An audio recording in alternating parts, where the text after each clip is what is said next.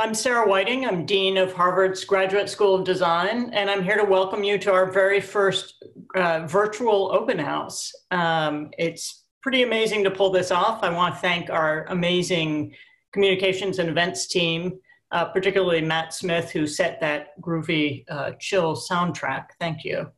So while we'd all rather be together in Gund Hall, I will say there's an aspect to the virtual open house that I find actually pretty interesting.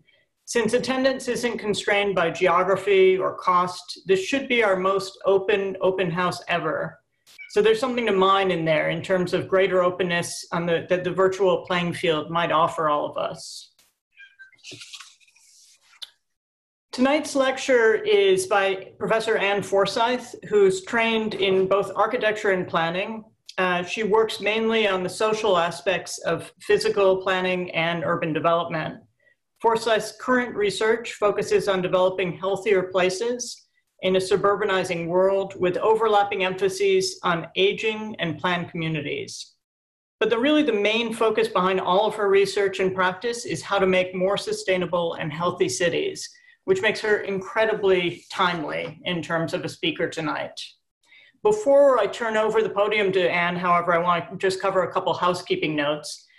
Those of you who have been using Zoom recently, and I imagine that all of you have, may notice that tonight's webinar has some different features.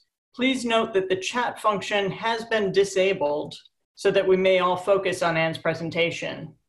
Anne will respond to questions and answers after she's finished her lecture, so you, the audience, are welcome to send questions to her at any point during the talk by clicking the Q&A button on the bottom center of the Zoom screen. And I'm also very excited to announce the launch of the GSD virtual public lectures featuring the voices of some of our own faculty as well as some people from outside. These lectures will happen on Zoom during the month of April. So mark your calendars for April 7th with Dan Doka, April 10th with Ioana Stănescu, April 13th with Leila Khalili, April 17th with Jenny and Anda French, April 21st with David Moreno Mateos. All of those lectures will be at noon. And then on April 23rd, we'll have a lecture with David Joslet. That'll be at 6:30 p.m. All of these will happen on Zoom, and all of them do require virtual attendees to register. More information about each event, as well as how to register, is available on the GSD's website. And now let me turn our virtual podium over to Professor Ann Forsyth. She's the Ruth and Frank Stanton Professor of Urban Planning and Director of the Master of Urban Planning program at the GSD. Thank you. Well, thank you, Sarah, for that lovely welcome. This is really an unusual time with a great deal of uncertainty.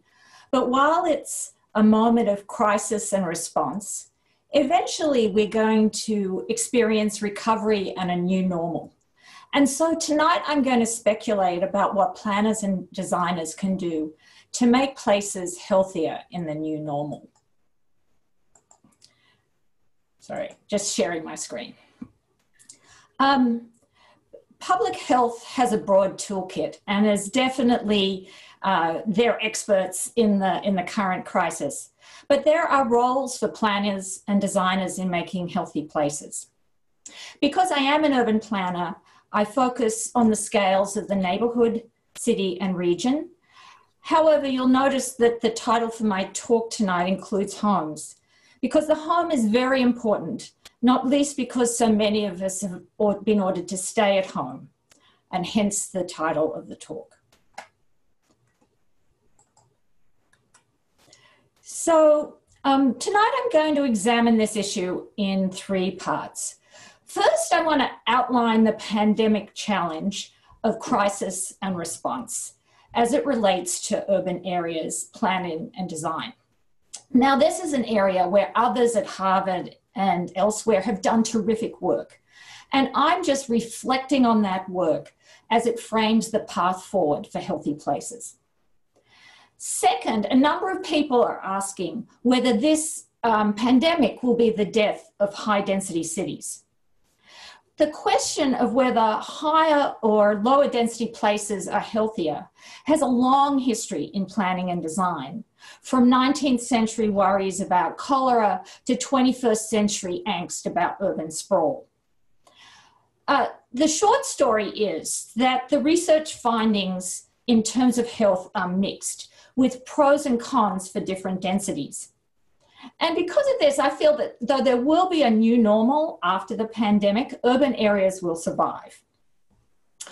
And finally, I wanted to propose how they might become healthier, looking at 6 models for healthy neighborhoods and cities that currently exist, that have strengths and weaknesses, but together address the built environment, collaborative processes, vulnerable populations, and technology. Now, up to now, the results of these healthy community models have often been somewhat underwhelming. But in some ways, the crisis that really highlights the importance of health may help prioritize them in a productive way. Now, to make this argument, I'm drawing on my own past work, empirical work on physical activity and food environments, and doing health assessments, and on new towns and model communities, as well as work translating research by others on a range of health topics to create evidence-based guidelines. Now, I actually have citations on the slides in like tiny fonts that are pale, so they're not too distracting, but I'm going to get them all up on my website and forsyth.net sort of over the weekend. And they'll have a link to how to get them there on the events website in the next few days. Now, this work has been done in a variety of locations, but at Harvard, it's included the Health in Places Initiative and the Healthy Places Design Lab. Now, I don't want to go into too much detail about COVID-19, as this is something we're all living. But I need to briefly set the stage for thinking about creating healthy places in the new normal. And first of all, this is a very complex disease because it's highly infectious and can be passed through the air. And in part, this leads to a great deal of uncertainty about how infectious it is, how deadly, who is most affected. And the health problems are really quite wide-ranging. Certainly, there are health problems from the disease itself, the infection. But there's also stress, worrying about the disease, and the challenge of whether the healthcare system can cope, both the staff and the equipment.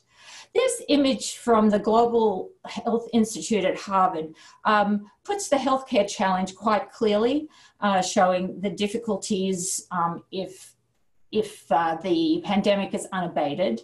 And it certainly might not be a great time to have a stroke if we were to do nothing. But we are doing something, and there's been a vibrant response that's changed many people's lives around the globe. However, there are also health problems from the response, from social distancing and economic changes.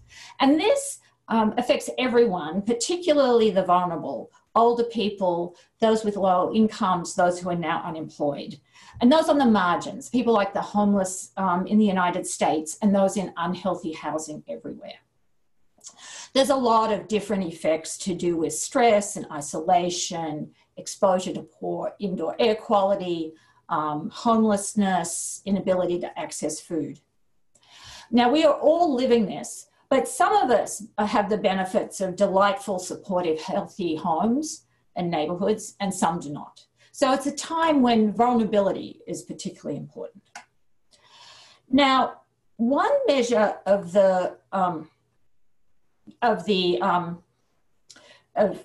health is deaths, or health effects is deaths. And here I want to give you a sense of scale. In the US in 2018, which is the last time for which we have full data, about 2.8 million people died from all causes. On March 16, the Imperial College London released a very influential report that estimated that with no interventions, there would be 2.2 million deaths from COVID-19, directly from COVID-19 in the United States. Now, this was the report that led me to write a blog on the GSD website and to really start reflecting on this. Of course, there have been interventions, so the numbers will be lower. Today, the University of Washington released its newest figures. This is a terrific group that do projections, and those projections range above and below 100,000. And there are similar situations in lots of places all around the world. The diagram on the left shows data from the Imperial College with death rates in various places without interventions, the pink, so this is actually not happening because everyone's intervened, and with them in blue. And you can see that interventions are really working. Now, there are higher projections for deaths and disease, and they tend to assume that no actions are taken, a lot of mutations happen in the virus, and overwhelmed hospitals are not, mean other diseases are not treated.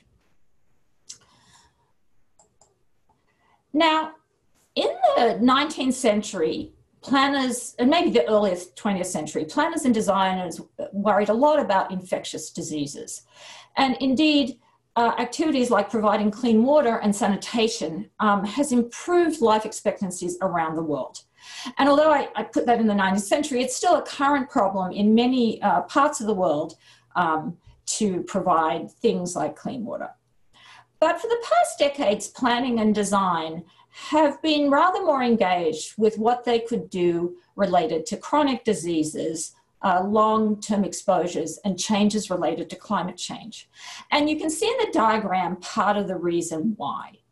Chronic diseases have been going up, and infectious diseases have generally been going down. The diagram's a little confusing, but both sides are the same time period from the early 2000s to 2030.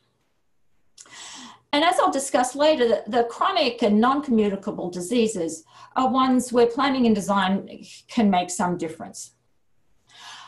Of course, in addition, although COVID-19 is infectious disease, chronic diseases are not irrelevant. As the CDC reports, people with certain kinds of chronic disease like heart disease, diabetes, and asthma are more susceptible.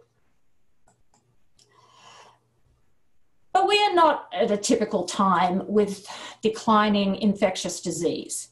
Currently, we're in kind of crisis response, and this is a visualization from Johns Hopkins that I captured about a couple of hours ago.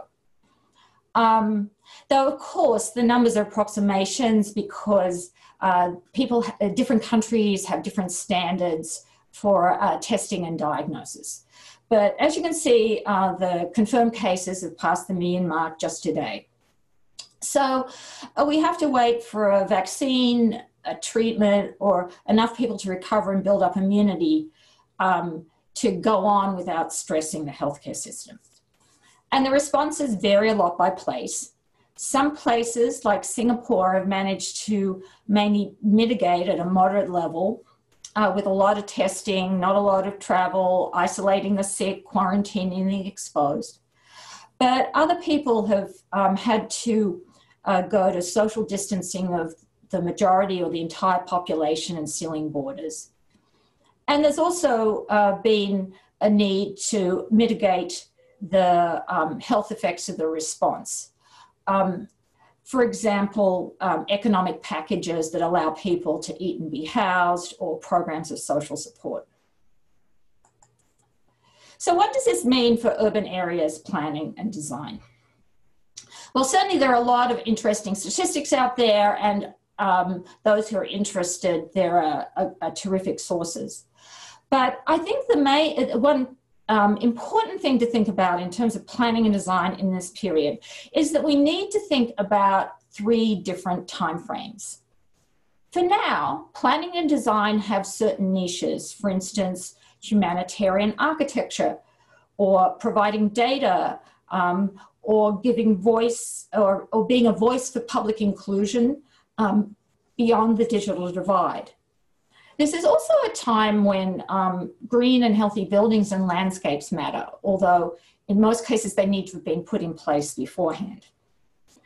However, it's in the recovery in the longer term where our skills in thinking about healthy housing, neighborhoods, cities, and regions come to the fore, and that will be my main area of focus. Finally, in this prelude with health data, I want to just start to talk about this issue where some are questioning whether dense urban areas can survive as proximity spreads the disease. So as a preliminary answer, I want to say that it's far too soon to make this argument. In fact, places like Singapore, Hong Kong, and South Korea that are higher density experienced SARS and MERS in past decades, prepared for pandemics, and have been doing better than other places. This diagram from the Grattan Institute in Australia, you can see Australia is in each diagram, shows cases, not deaths, and up for various provinces and countries up to a week ago.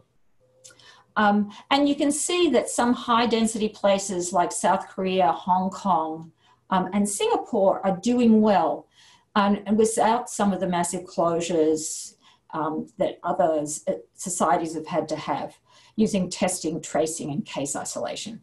I don't want to be too firm about this because everything is moving. A week ago, they were all using a different set of systems, and it's so fast evolving.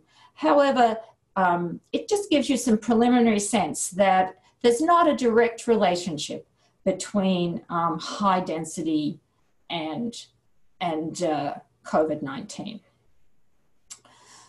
So having laid out the pandemic challenge, I want to turn briefly to the topic of health and density, starting by getting us on the same page about health and then briefly delving into density. I'm very passionate about people understanding density, so I've held myself back and there's only about 3 slides. So health is a very personal issue, and if I were doing this in person, I would ask you to define it.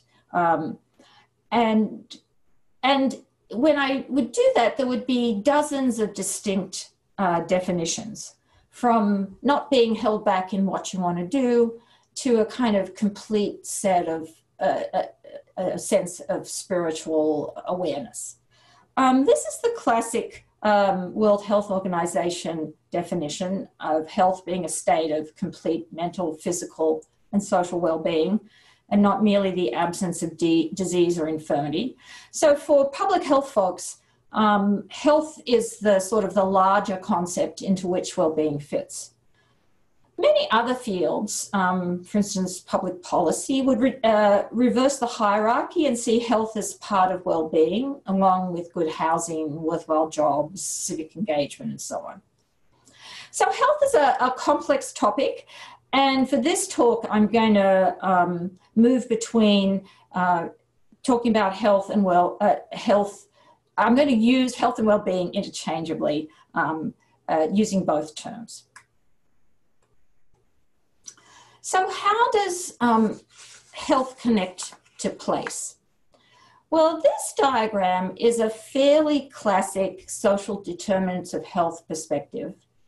At the core of health is the blue square, your biology and behavior, who your parents were, if you smoke, if you go rock climbing.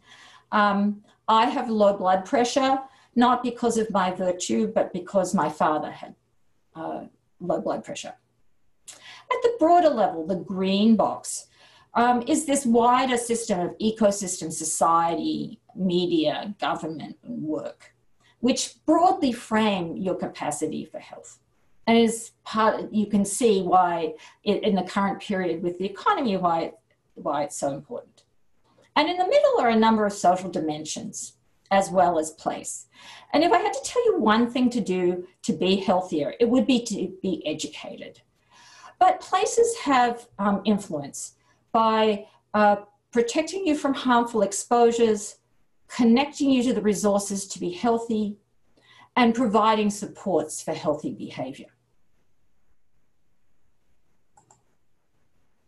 And this leads to a number of connections between health and place. And for most of them, the Healthy Places Initiative at the GSD developed research summaries a few years back.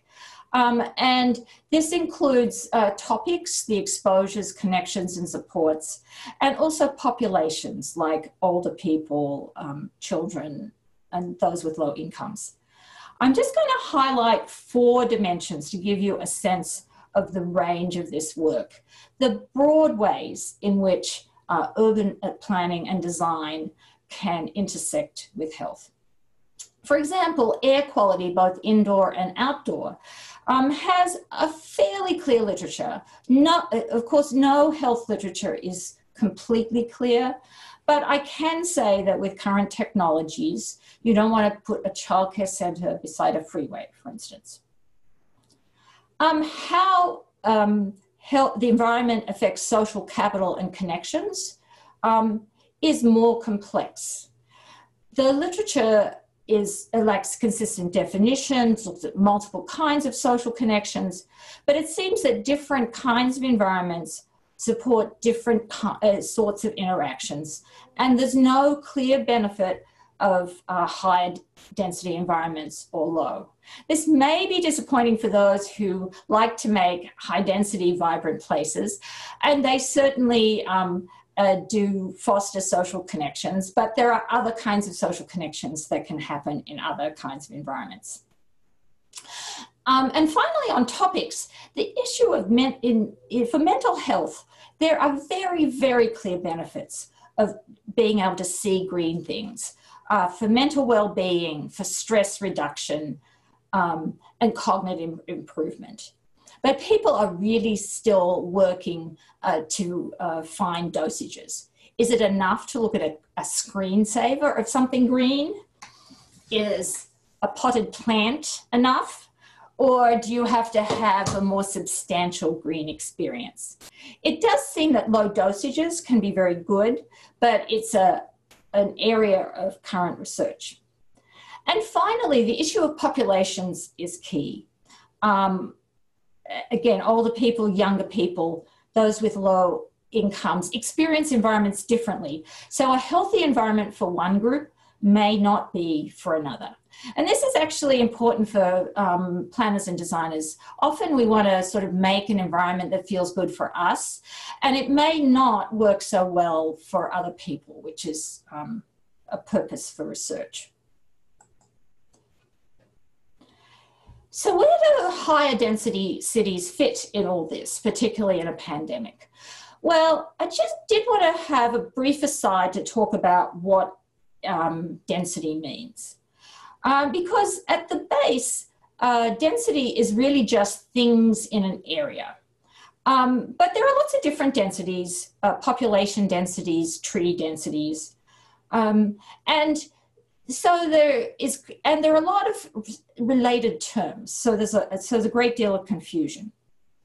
One area of great confusion that's quite important for something like COVID-19, but also for very many health outcomes, is the confusion between population density, people in a land area, and crowding, which is actually a perception, but is often about people measured as people per room.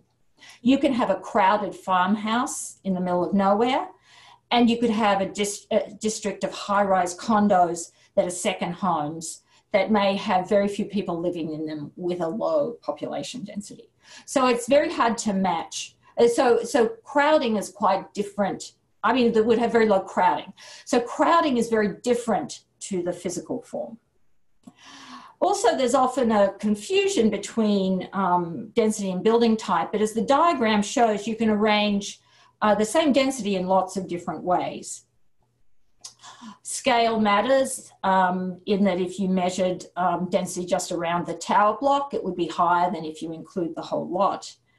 And finally, there are many confusions about other related terms. people think that say high density, but mean tall and ugly buildings housing people from a different social group.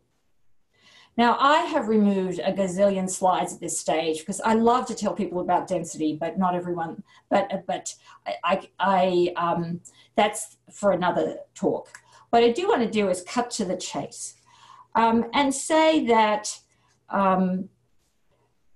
in both higher and lower, the research on balance shows that both higher and lower densities can be good for health and sort of for COVID-19 as well. So in core cities and denser places, there are good services and accessibility. They have good health care, and it's often easier to provide things like clean water. In lower density suburban and rural areas, they have many clean and green benefits and can be less expensive. And the relationships, though, are not always linear. There may well be a optimal density for physical activity that is somewhat higher than typical densities in the US, but lower than some other parts of the world. The pros and cons of density also vary by population. The kind of environment in the image is a pretty good one for many populations, a mixed-use area with a pedestrian street. But some mixed-use environments that work really well for able-bodied adults have air quality problems, traffic, trip hazards, and a number of other features that are concerns for the young and the old. This means that they need to be well designed and that planners and designers have a strong role. And again, thinking about COVID-19 with this idea to lower densities, in that case, certainly low densities can make it perhaps easier to do social distancing and be less exposed. But once you go to a funeral or a sports event and become sick, there are fewer healthcare resources. So on balance, it may be useful to be in a lower density area, but not in all cases. So that's the pandemic challenge. It's real and it's immediate, and we're living it at the moment. But there will soon be a period of recovery and then the new normal.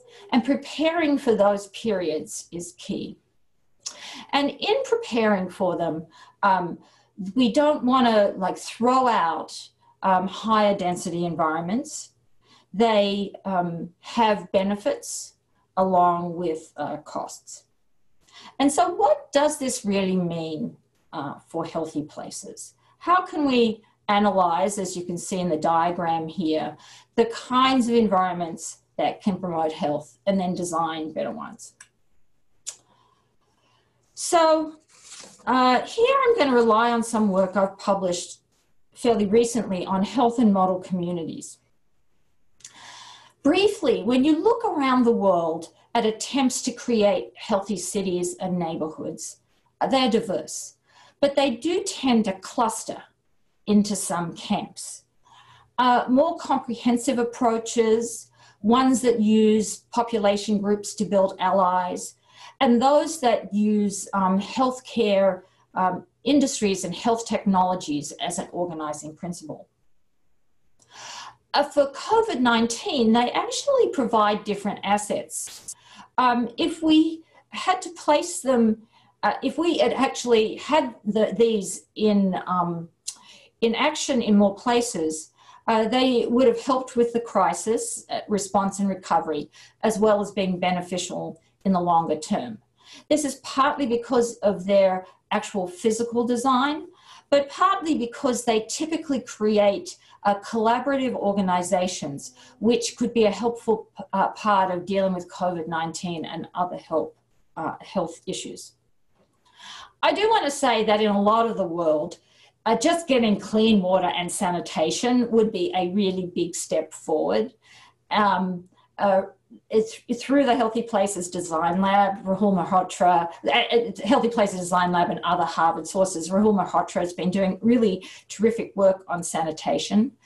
But these models do show how to do more, and some of them are applicable in many locations. So classic Healthy Places use the built environment as well as what are called intersectoral collaborations or interdisciplinary collaborations to improve health. Now, the built environment approach of protecting from exposures, connecting to resources, and supporting healthy behaviors has been around for a long time. The 20th century is replete with model communities, parks and playgrounds, and sanatoria. And we're now awash with like bike infrastructure, green buildings, and community gardens. This is what planners and designers can do. And it's actually part of the toolkit for responding to COVID-19. In fact, Bogota has apparently expanded their bike lane system quite substantially to prevent COVID-19 spread by reducing the density of, or the crowding of people on buses. So that's an example of an environmental response. This is kind of our palette as planners and designers.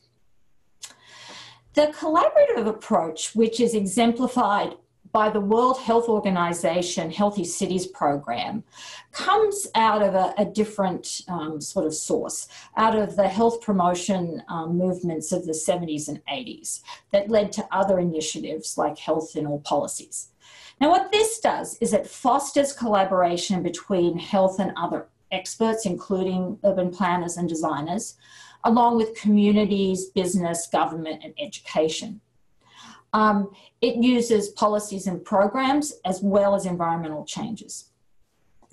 And though the success to date of these programs has been often underwhelming and they've sort of gone out of action, they have real potential, and they have also been used in both rich and poor countries. A lot of the emphasis in both approaches, though not the total emphasis, is on preventing chronic disease.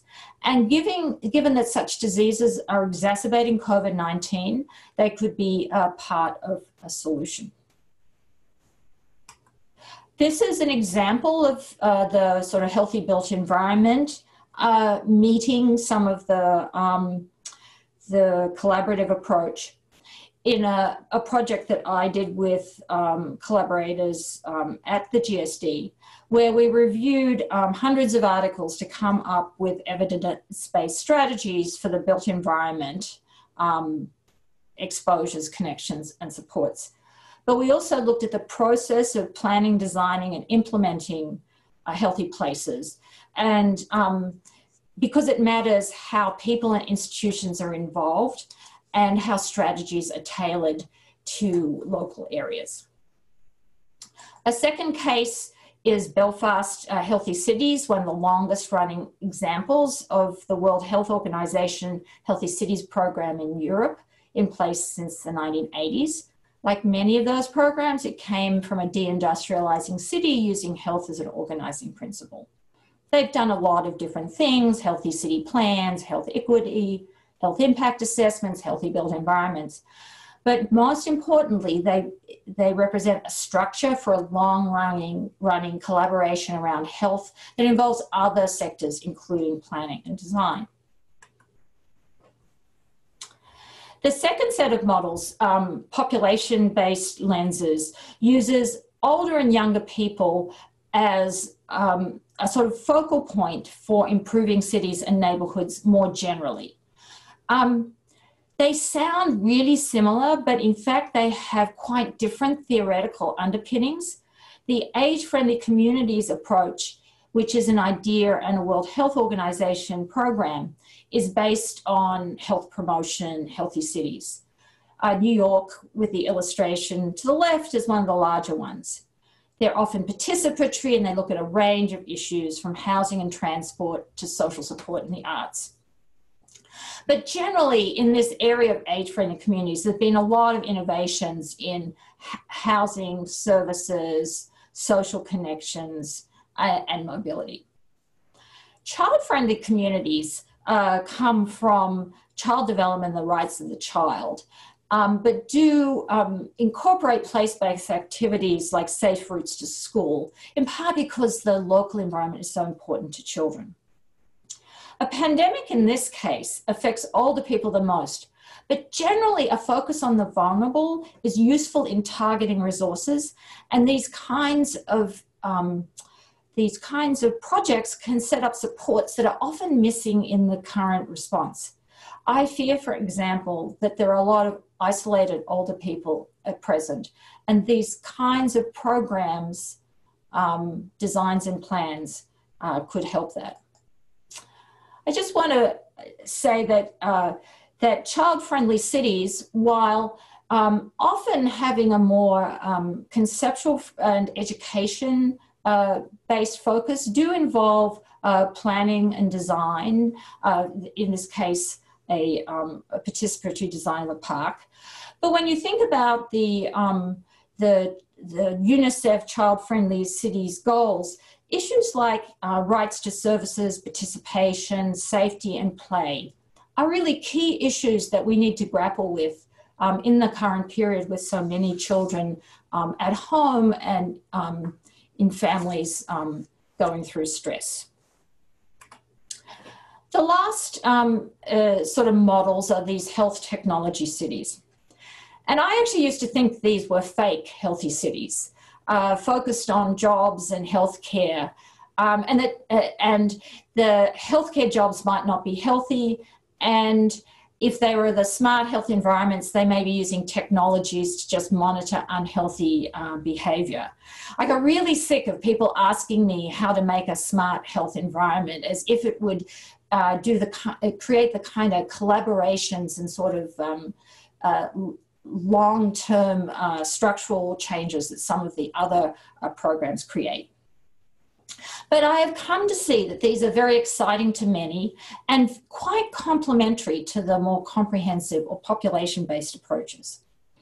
So on one hand would be a city based on healthcare jobs, sort of like a science city for health. And they could then layer on additional health and well-being features beyond just healthcare jobs. A smart health environment uses environmental technology and monitoring to be healthier. The illustration to the left is an extension of that kind of idea, rating Cambridge as being fairly healthy for aging. This AARP index database is actually pretty good and available throughout the United States. This whole area raises the issue of the digital divide, which is something everyone is struggling with at the moment with COVID-19. But combined with other healthy cities models could be quite impressive. An example of the healthcare industry city is Rochester, Minnesota, home to the Mayo Clinic. And in their recent plan, they're mostly focused on economic development, but they have some well-being features. And certainly as we see the health fallout of the economic situation at present, there is certainly something to be said about a healthy economy helping human health. This 273 hectare smart city outside Tokyo is an example of a smart health environment. It's planned for about 26,000 people and residents and 10,000 workers. And it has things like a high-tech health center and smart data visualization and health promotion through for exercise and things. Another example is Singapore has sensors to give older people more time to cross the road. These can be actually helpful, if not earth-shattering, and combined with the other models could really help to further health. So, thinking about the current pandemic, it seems that the emphasis on chronic disease, exposure, prevention, connection, and support that planning and design have really used for a long time are still relevant as we move from crisis mode to placemaking mode and the new normal. If, for instance, if your people had chronic diseases, the situation would be less severe. Of course, planning and design can only do so much for chronic diseases, but we still are part of the picture. In addition, the sort of areas that we've focused on in the past are typically the big killers for any one year, and they're valuable to focus on themselves. So thinking about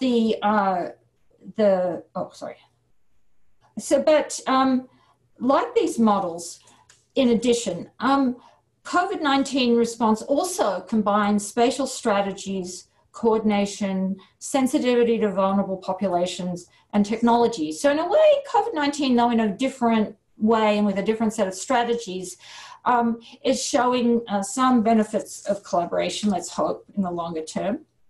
And some of those collaborations could, one imagines, be set up for the longer term, both for future pandemic preparation, but also for just a longer term sense of a healthy community. There's a lot more I could say about health. There's a whole range of ways in which affordability is really important, services and support, civic participation, and so on. But I think I'll sort of conclude now. And I just want to sort of make some final points. First, there are very important groups in the design fields and planning fields that do crisis response. People are building field hospitals, sheltering the homeless, providing real-time data to understand who's using or how many people are using public transit. These are very important topics. But our fields come into their own in making healthy places for the longer term, in recovery and the new normal. And to make healthy places, as in responding to COVID-19, will involve combining environments with programs and policies and being part of a collaboration. Further, so that the pandemic challenge has actually, the response has modeled some sort of beneficial activities like collaboration. In terms of the density question, whether cities have a future, COVID-19 is unlikely to lead to the end of urban areas, but I do think there'll be a chance to rethink how to create healthy places for different kinds of people and to channel the energy from a sort of crisis response into a longer term. And finally, there are a number of existing models that provide a starting point, although all of them need to be developed quite a lot more. But this might be the moment, actually a good moment to be coming to planning and design school. So with that, is this right? So I am now me, I hope. I want to say that now I'm going to sort of read your questions and try to respond. It's this sort of funny thing of reading it on a screen. But I do want to say that just before I start on the questions, that often in these kinds of talks, I make people think for a moment and then share with a partner what might be one or two things they could do either in their own life or in their work to try and foster health. Everything from being a little more kind to someone to thinking about larger kind of models for creating healthy places. And I do hope that as we just start to answer questions, you might be thinking about, as we do questions and answers, some of those activities. So my first question is quite a good one. How do you predict COVID-19 will change the way we think about designing public spaces such as parks, pedestrian plazas, and other types of spaces where groups of people can congregate in public? I do think that this will be an area where there are some changes. It'll be hard to leave our current period immediately. I do want to say that there are very interesting examples in the short term in this current social distancing period, as well as the longer term. So one example when you finish the lecture, you should Google Singapore social distancing or anti-social distancing. Singapore has been incorporating social distancing and placing sort of tape all over the city about how to social distance. And some of the plazas that they've created are just amazing works of art. And so I think even in this moment, there are some ways that that you can think artistically. But in the longer term, we have to think about how many times we're in places that we are very crowded together and where the experience of COVID-19 might make people feel less sure. You know, there are only so many of those spaces, and they're often things like event spaces or they're outdoor spaces for events. So I think it might be a little bit more about programming and uses rather than actually changing the space. The related topic here though is, have the people been able to hear me? Yes. The related topic here, though, is that that the sharing economy, which is part of our sort of semi-public space these days, is has a kind of complicated future. In some ways, will people want to still share the same scooter? But in other ways, it could be that the sharing economy might make people want to use a scooter and not transit. So I think it's actually still an open question and a little bit more about usage and programming than particularly about the design of the space, except at a more detailed level, spacing out chairs and that sort of thing. So someone asked about planned healthy communities and the ones that did not meet their original lofty goals. Why didn't they achieve the health successes they hoped to achieve? It is hard to achieve sort of a lot of goals in the long term.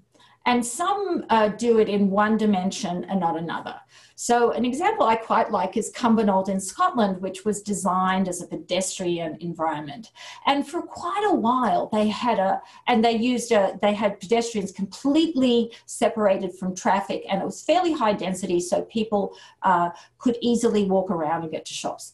And for quite a while, they had terrific statistics in terms of safety and accidents. But after a while, people started to worry about these off-road paths that they were on all the time and the safety issues, like the personal crime safety issue. So their competing thoughts about crime safety and traffic safety were sort of at odds. And eventually people stopped using the paths. And there's actually often been similar situations where something changed, where it began to be, the initial idea was no longer as interesting. But I do think that if, the pandemic is making people really think about health and what is meaningful, so there may be more energy over the long term to think about health. I have another question talking about that social distancing is a privilege, certainly. What can you do for people like informal settlers who have to live in a crowded space and have to go out for food? Maybe it's a wicked problem that you can't solve. This is a big issue, and poverty that leads to crowding is a major problem. And it's going to be really rough in a crowded place where maybe the sanitation is not as good, where there isn't easy, clean running water. If COVID-19 reaches environments like that, it's going to be really, really rough. It was really rough before COVID-19. There are environments that deserved attention from governments and wider society way before we faced COVID-19. And so I think what it may do is highlight the need to just create generally healthier environments. If people have sort of adequate space, clean water, and sort of lower levels of chronic diseases, they're going to be able to both resist COVID-19 somewhat better, and also they'll be able to deal with the response much better.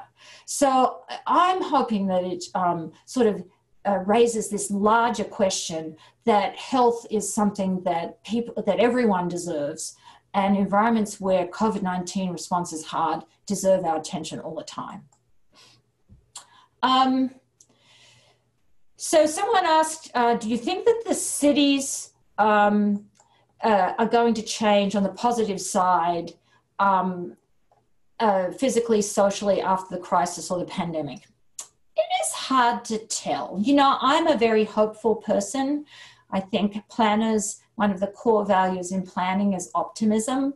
And so for me, it may be a moment where people can take away a sense of that health is important, that social relations are meaningful, that we're in it together, and that making a healthier place in the long term really makes a difference.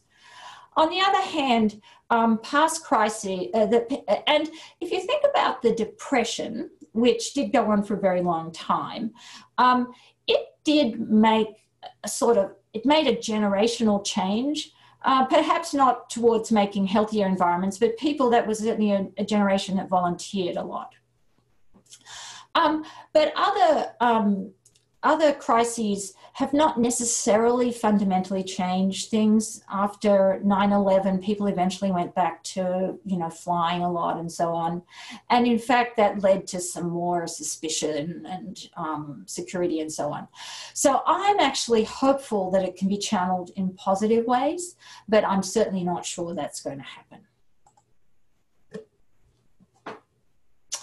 Oh, someone asked, actually a really nice question. What's most important for us, a smart, healthy built environment or a sustainable one? Or do you always think a smart one will be sustainable? Well, that's actually two questions. One of which is is a healthy built environment sustainable? Mostly, but not always. Human health and ecosystem health are very strongly tied, but they're not exactly the same. And so, for instance, if you're looking at something like climate change and the heat from, effects from climate change, which are terrible for older people and really can lead to a lot of health problems, the public health answer is to give someone an air conditioner. And probably the most rigid, but air conditioners, of course, add to greenhouse gases and so on. You can design them better, but there's a lot of classic little conflicts of that sort. So they're not always totally the same, but they're very similar. And so I think that you can have sustainability and healthy environments together. Now, the smart environment is not always healthy or sustainable. Sometimes you're just adding a gadget and stir, but I'm trying to get a little bit more hopeful about those, thinking that they will, that there's really a lot of promise and excitement about technology. And if you're a COVID-19 kind of geek, there have been some fantastic visualizations and things that of disease and so on that really can help one rethink the way whether one thinks about the world, that have been quite useful. So, I think, but also at the scale of the neighborhood and so on, a lot of these sensors and things are quite useful. So that's a long way of saying, I think health and sustainability, not the same, but often really, really similar. And smart cities, often not sustainable, but they could be. And so I think that's really a challenge for planners and designers to figure out how to sort of resolve those contradictions. So the next one is asking about the tech models well, the models, and particularly the technology ones, they're designed for wealthier urban spaces, and that is true.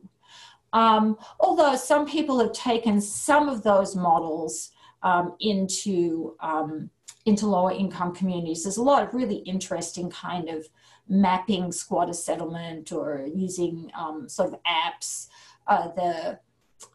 The cell phone is widely used in many low income communities, like even if it's shared, and there are ways you can use it, but definitely those are for wealthier spaces.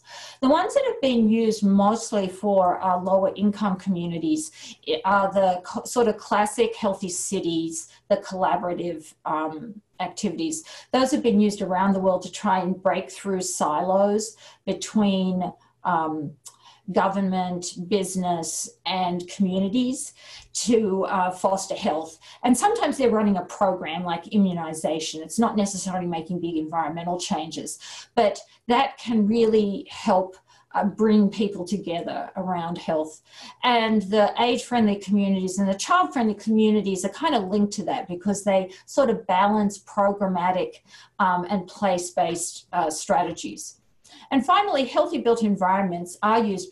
A lot of, many of the healthy built environment strategies are infrastructural, providing clean water, but parks and playgrounds. And some of it is engineering, but a lot of it is planning and design.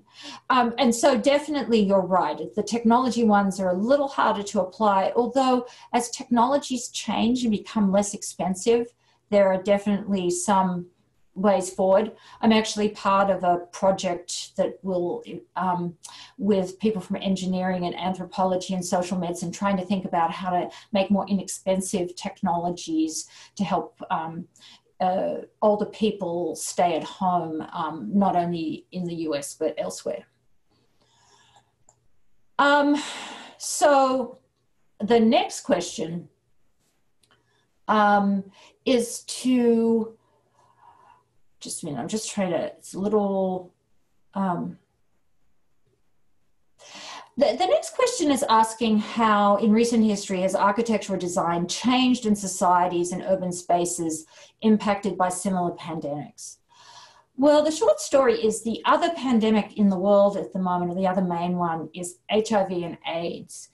And in a way, that's had a more modest environmental impact because it isn't as contagious. It is contagious and it's a tragic disease, but it's there's not been this wide-scale social distancing. And the last time there was one of these very wide pandemics, I suppose it was polio, but this is a pretty unique circumstance, so there isn't a lot of historical knowledge about how planning and design have changed in the past.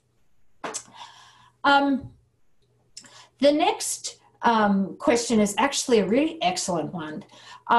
As we spend more time indoors due to the pandemic, it brings to mind how healthy interiors might be an important part of healthy communities. Can you speak or strategies for cities to promote healthy indoor environments and what that might mean for designers and planners moving forward? Now, this is a fantastic question. With so many people stuck at home, this is a really important question. And it's partly a question that is really looked at through green building. And Harvard's lucky to have this Center for Green Buildings in Cities that really focuses centrally on that issue.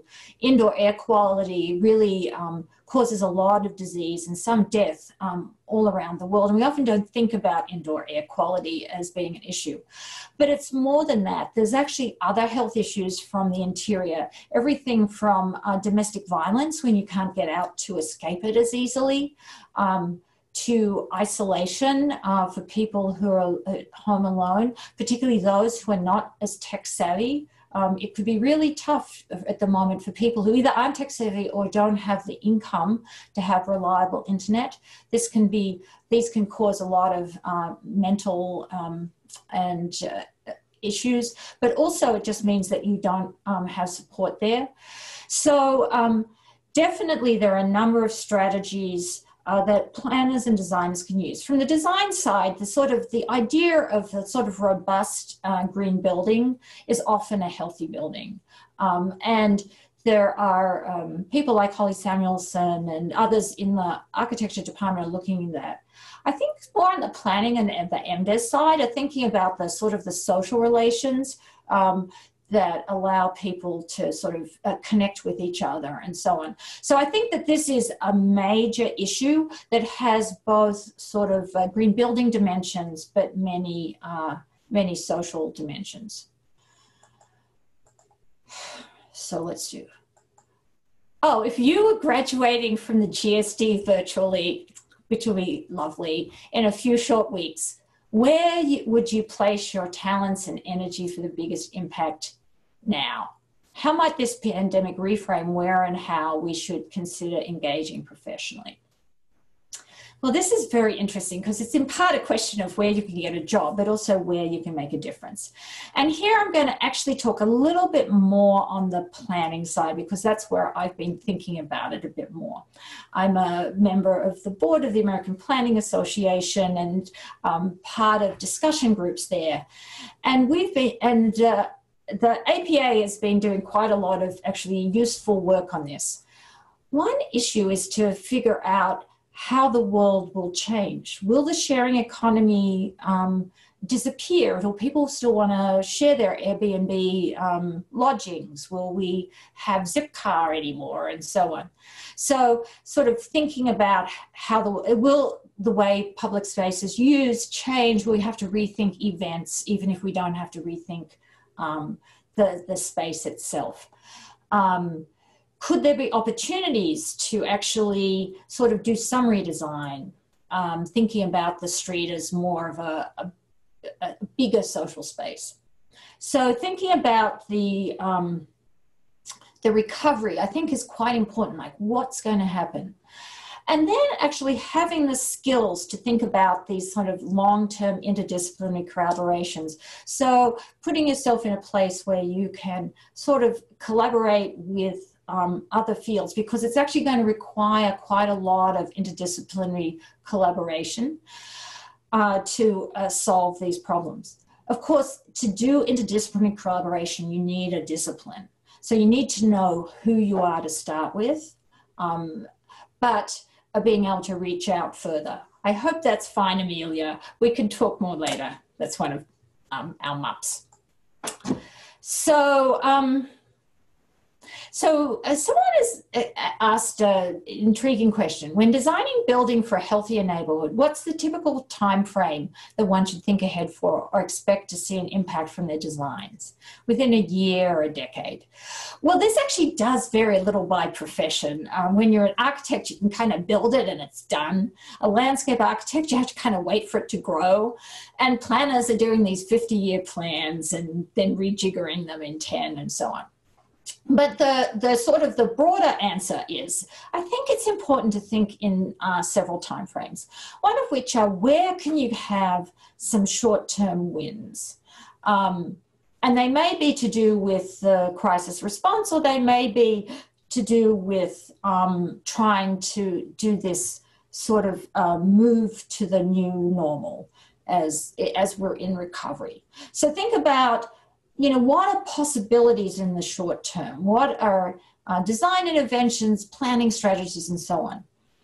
And then think about what's a sort of a framework out 5 years and 10 years that you're sort of aiming to reach. So I just think that looking at it from multiple frames, and the crisis response, recovery, and longer term is good, but it really varies by field, sort of what kinds of long-term strategy, or how long the long-term strategy is.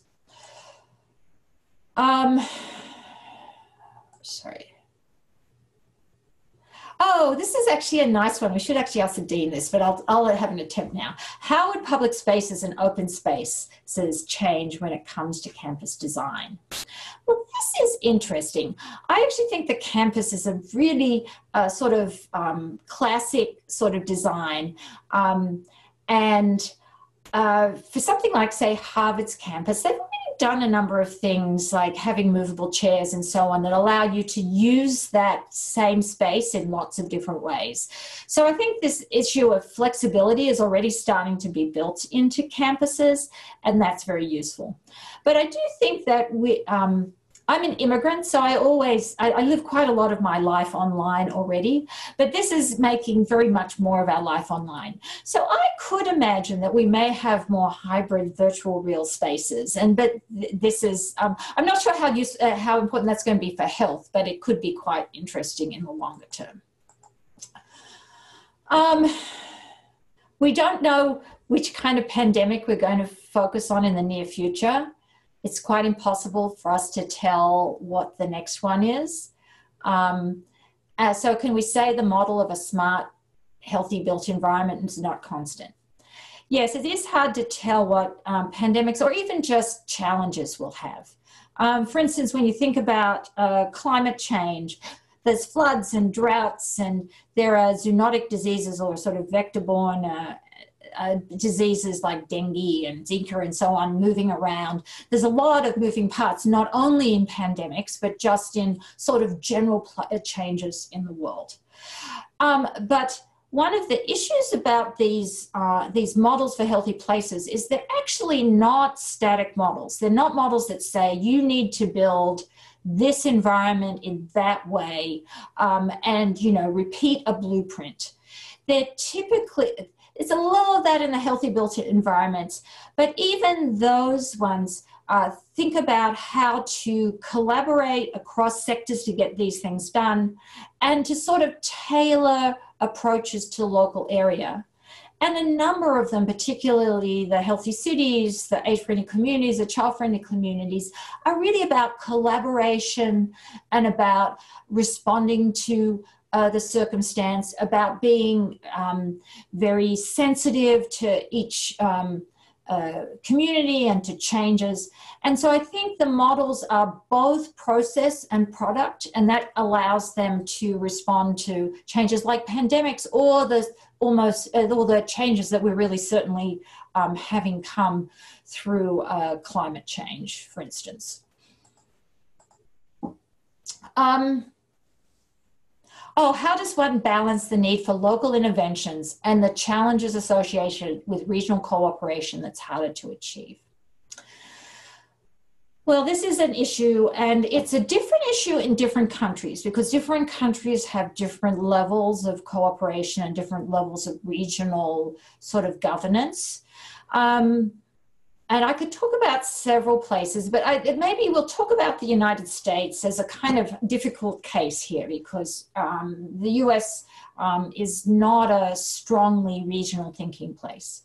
But the places where, it is interesting, the places where regional government exists, regional planning exists very strongly in the United States, the two kind of classic cases, Oregon and Minnesota, happened under Republican governors.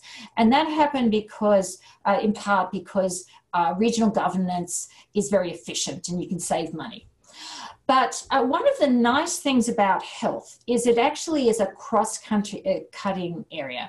Now, people might disagree on how much they want to spend to make people healthy or whether they think people should, you know, it's more personal or whether it's more societal. And most people are for good health. And so I do think that health can be one way to try and build some regional cooperation. It is very difficult, and frankly, the main ways it happens is either is through money. The regional planning example of wanting to save money, or in the US, regional planning occurs in transportation because federal funds come with it. So I think that to get regionalism requires money. And so it's actually the local interventions that are easier and often win out, even if they're not as good as the regional ones. So basically, however, at the moment,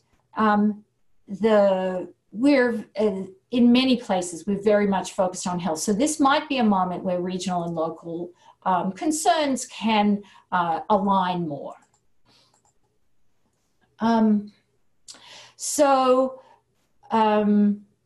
How important is it for urban designers and planners to study behavioral changes, which would fundamentally change our experience of a public space. I think it's very important. And there's lots of different ways to do this, both more systematically or more anecdotally. I do think that that's an area where there's a lot of interest at the GSD, and you'll be able to do some of that work. You can tell I've spent a lot of my life looking at how people use spaces. Of course, it's important. What do you think is the role of food systems in creating healthier areas, and how can planners and designers make an impact in this realm? This really is an area of great current interest amongst many students, and it's incredibly important. It's a complicated issue, and in some ways it's more an economic, and planning and design can only do so much, because a lot of the issues to do with the food system are to do with sort of larger structural economic forces. And some of the solutions people pick, like making community gardens and so on, I think are fantastic for health in terms of forging social connections, but the time they take and the sort of the amount of food they can produce often means that they're not so good for nutrition, even if they're fantastic for helping you understand the importance of eating healthy food and to meet other people and so on. And so what I want to say is that the food system is a very important topic. There are areas where planners and designers can do things, you know, helping agriculture stay viable and so on. But I think the food system is often a terrific mechanism for people finding the way to think about larger health issues. So for a lot of people, it's been the first step into thinking about this wider range of exposures, connections, and supports. That's not to say the food system is unimportant, but it's a very complicated one to solve with planning and design solutions. And I'd be totally happy to chat with you about that in the future. With talks of a potential second wave of COVID-19 in the fall, what would it look like for cities to be more resilient and prepared for this? And how might they go about doing that, particularly when the southern states seem to have responded differently to this pandemic than their northern and western counterparts? And I want to say there have been some fantastic visualizations today in either the Washington Post or the New York Times showing these different responses, how much people are moving around. So this is definitely front and center. I think the coming wave of COVID-19 is a little bit a planning and design issue, but a lot a testing issue. So the issue is, if we suppress COVID-19 a great deal, people are not building up immunity. And so when you take off this suppression, people will go out and they could catch it again, and then you'll have another bump. And so what will probably happen is there'll be some relaxation and then some pushing back, and some relaxation and pushing back. But we're doing that until we can get a vaccine. So in a way, and until, and we have to do this sort of rigid social distancing until we can get enough testing so that we could test people, isolate the ones with COVID-19, know the ones who've had it, so that they can go out and do things and not be affected. So in many ways, it's a testing, treatment kind of issue. And hopefully the testing will kind of get into place. I'm sort of hopeful seeing places like Singapore, Hong Kong and South Korea that went through sort of SARS and MERS and sort of have become more organized. I can see other countries getting that kind of organization, hopefully sooner rather than later.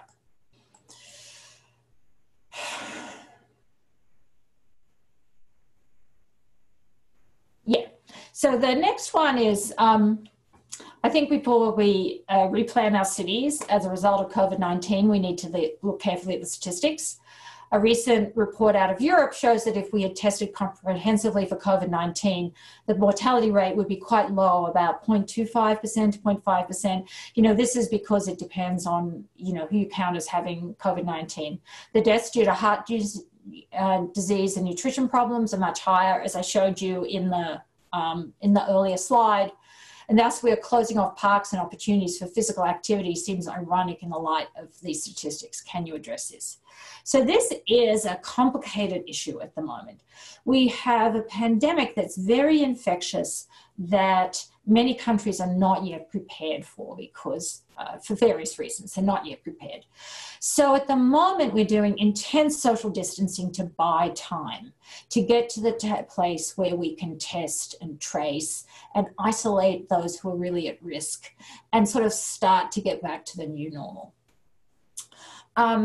I too am worried about things like closing off parks and people not being able to get out and about.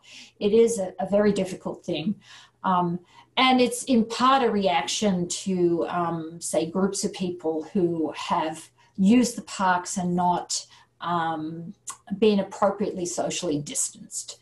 I think, I'm hoping that this extreme reaction in many places, and I'm from Australia where the rules are really strict now, is short term so that people we can get to a stage where we can start to relax, and that people really understand the seriousness and will use parks and so on in a responsible manner. So I totally agree. We don't have to redesign the places for COVID-19 totally. We do have to change the way people are using both in the short term, and maybe there will be some change in the long term. How do you think the impact on education caused by COVID-19 will affect the future? It is an issue that it depends. What I would want to say is it will really depend on the level of education and the character, the resources of families. What it's doing is it's putting families with more resources, technological resources, educational resources. It's tough if you've got kids, but for those who don't have those resources, it's even tougher. So keeping kids out of school is a problem. However, if it doesn't go on for so long, things can get made up in the longer term.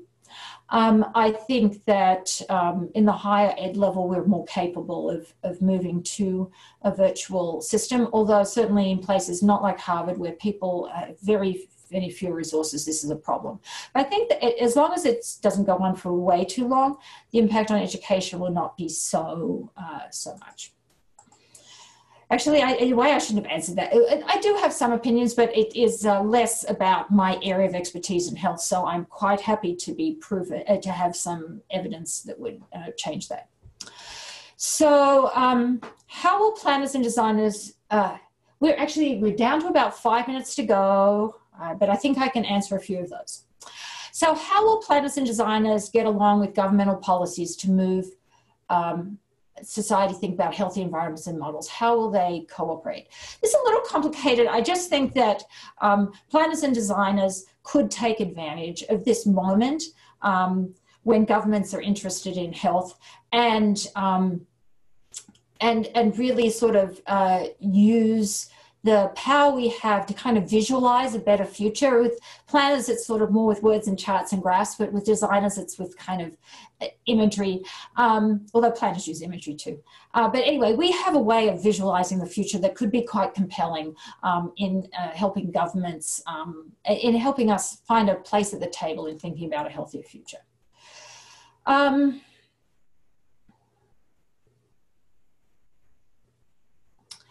Another question is about how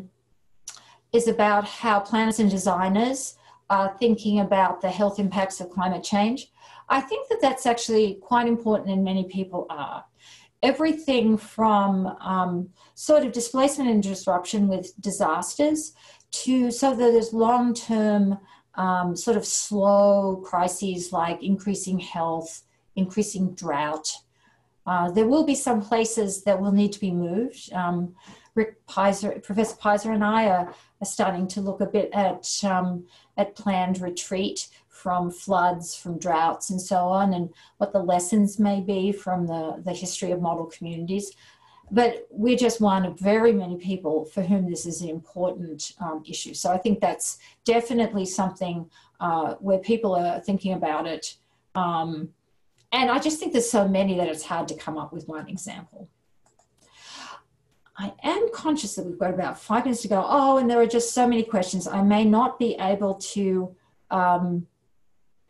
answer them all. So I think I'm just going to try and pick a couple more. So one of them is asking how urban planners, and I would hope we talk about designers too, can become activists for the importance of health and humanism in urban landscapes. I actually think it's a continuation of my last answer. I think what we have is an ability to help people imagine the future. And also I think that we have an ability to talk across some disciplines. You know, some of us are better at it than others, but that way of managing to convene and visualize, that's a very important set of skills in helping move towards a healthier environment. And it's not a set of skills that everyone has. And so I actually, if that's my shortest one. Oh, and I think the other thing is the good thing that health does is to really help focus on vulnerable people and how important it is sort of an equity perspective is.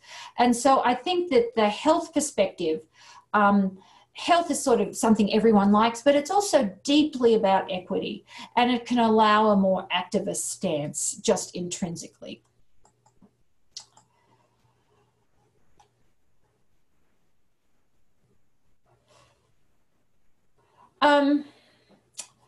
Probably I'll do two more.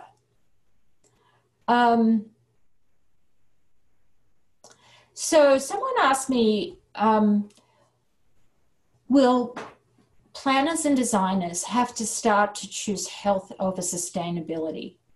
For instance, will people leave mass transit? Certainly if you look at the current stats, they're way down. Or could we have higher building emissions because of all the activities we have to do at home and maybe the larger spaces we have to have for social distancing and so on? These are real dilemmas, and they're sort of like some of the dilemmas one has with human health and climate change over heat and so on. I think it's not clear yet. And I do think there might be ways to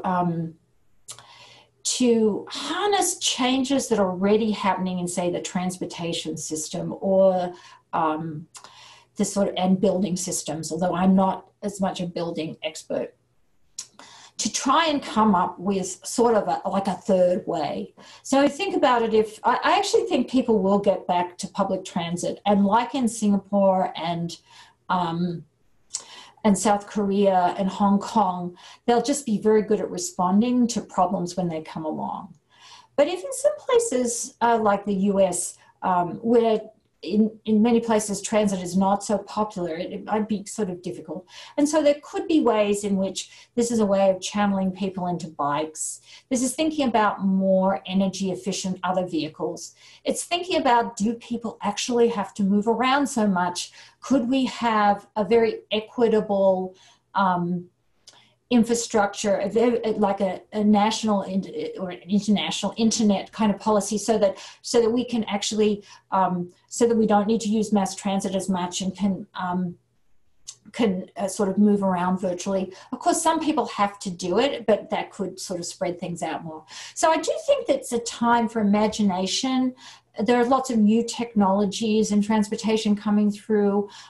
There's also the ability to sort of use the bicycle as a way of kind of bridging distances that are too long for pedestrian. So I just think that it's a moment to think very carefully rather than, and help frame the debate so that people don't immediately think we have to go to an automobile, particularly a very fuel inefficient automobile.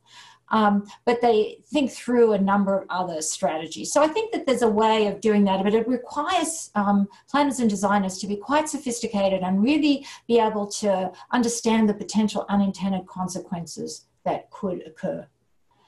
Now, I am sorry, I have gotten to I think this is the end.